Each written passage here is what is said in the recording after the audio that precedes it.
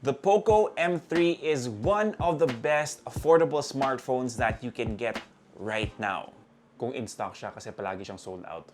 And at a starting price of 6,990 pesos, sobrang ganda ng price to performance ratio niya. And actually, ang dali niyang i-recommend kung yun lang talaga yung budget mo para sa bagong smartphone. Hey kids, Tito James here, once again taking awesome out of the box. And sa video na to, dahil promise ko sa inyo, we'll see kung ano nga ba ang gaming capabilities ng POCO M3. Let's get into it, pero mag-recap muna tayo ng key specs.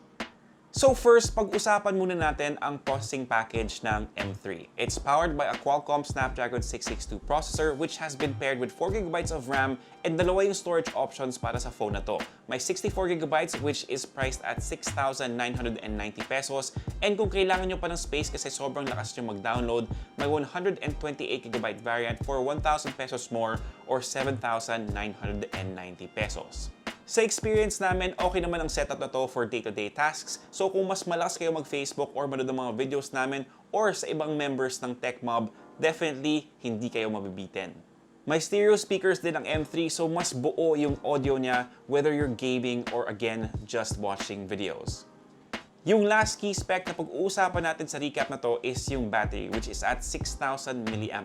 Now, if you caught the recent episode of the Mobcast, Mary was able to make this phone last up to 3 days. Ako naman mga 2 days max kasi depende talaga yan sa usage nyo. Pero sa YouTube video loop test namin, we were able to get 14 hours and 31 minutes from 100% to 20%. So okay na okay siya. Of course, if you want to take a better look at all of the features of the POCO M3, there should be a link in the corner of the screen. I always get confused if it's on this corner of this corner. But anyway, let's get to the main event, which is the games. And first up is NBA 2K20.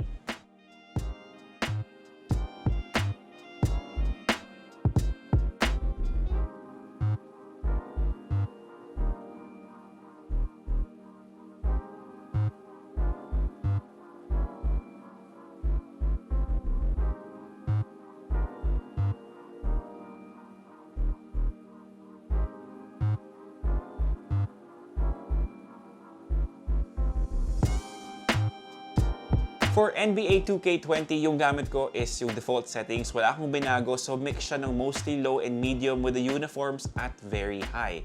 Relatively smooth naman ang gameplay with an average of 47 frames per second. There are very minor frame rate drops and you'll see more stutters coming from timeouts, replays, or anytime na may parang mini cutscene. Other than that, it's completely playable. So if you're like me na ito yung go-to game nyo habang naghihintay, this gets the thumbs up.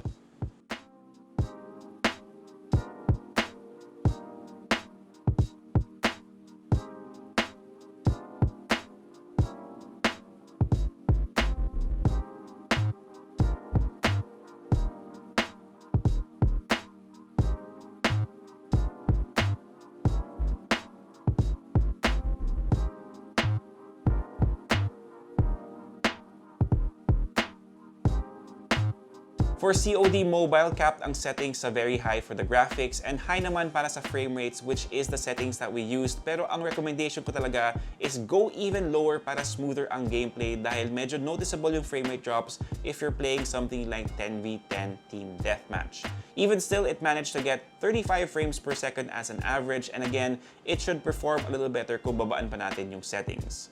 On to probably one of my favorite games right now, League of Legends Wild Rift.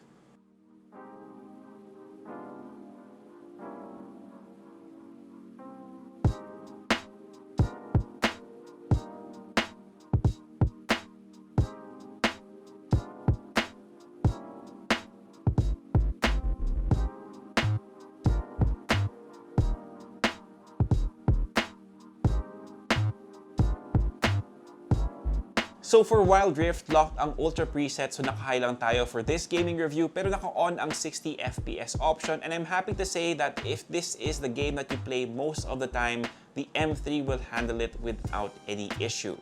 We managed to get an average of 57 frames per second with very little frame rate drops, even though medyo nagkakagulo na yung team namin sa Nexus.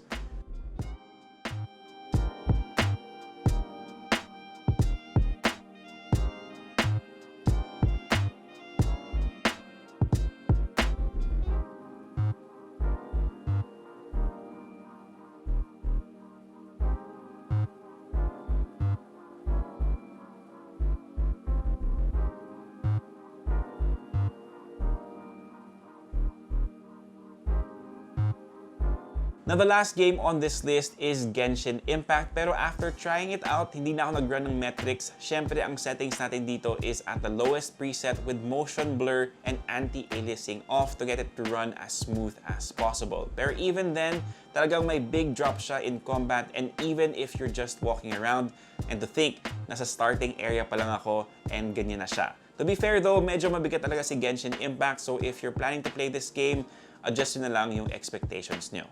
So ano nga ba ang verdict natin para sa gaming review ng POCO M3? Simple lang. Adjust your expectations because you will have to lower settings para mas smooth yung gameplay. Pero for the price, especially kung nabili niyo yung POCO M3, naka-promo price pa siya, sobrang sulit to for gaming. And that's it, Pansit. Thank you so much for dropping by and spending a few minutes with your Tito James. I really appreciate it. If you want to help us out, give this video a thumbs up, sub to the channel, and hit that notification bell if you haven't already. Kung may tanong kayo, leave them down below and I'll try my best to get to them as soon as I can. For all the latest in tech, go to unbox.ph, plus follow us on Facebook, Instagram, and our new feed on Lazada. All the links will be down below. That's it for me. Peace. God bless. See you guys next time. And of course, stay safe.